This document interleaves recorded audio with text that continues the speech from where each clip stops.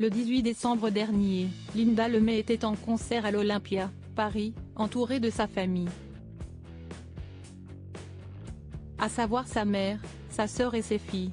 La chanteuse québécoise célébrait la fin de sa série de 11 albums. Dimanche 17 décembre, Linda Lemay donnait un concert épique de 3 heures au théâtre de Chartres, devant une salle complète et acquise à sa cause. Le lendemain, sieste à Paris, sur la mythique scène de l'Olympia, dans une robe noire transparente et guitare à la main, que l'ex de Laurent Gérard revisitait son répertoire pour fêter la fin de sa série de 11 albums, entre 2020 et novembre 2023. Dans les coulisses, elle a été soutenue par sa famille. Plus précisément par Jessie, issue de sa première union avec le producteur canadien Patrick Huard, et Ruby, fruit de son amour, son ex-mari Michael Weisinger. Sa sœur était également présente, tout comme sa maman.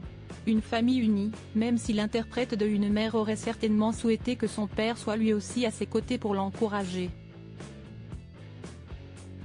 Pour rappel, il est hélas décédé en 2017, des suites d'un cancer des poumons fulgurant.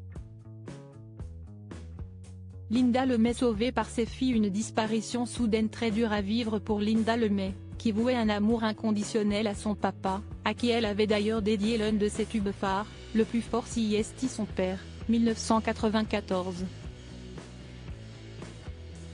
Inconsolable, elle s'est confiée cet été et sans filtre lors d'un entretien accordé à Gala sur cette période douloureuse. Concédant parfaitement avoir traversé une grave dépression, j'ai traversé une période où je n'allais pas bien. Vraiment pas bien. J'étais en dépression. Je pleurais très souvent. C'était le désordre dans ma maison, dans ma tête aussi. Je voyais tout en noir. Plus rien ne m'intéressait. Je n'avais plus d'énergie. Elle a pu heureusement compter sur le soutien de ses filles pour reprendre du poil de la bête. Les filles me voyaient sombrer.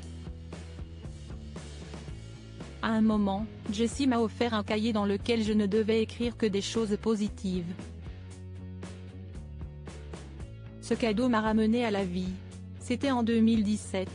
Un sacré chemin parcouru par la chanteuse, qui depuis continue de sourire, chanter et essayer de ne retenir que le positif.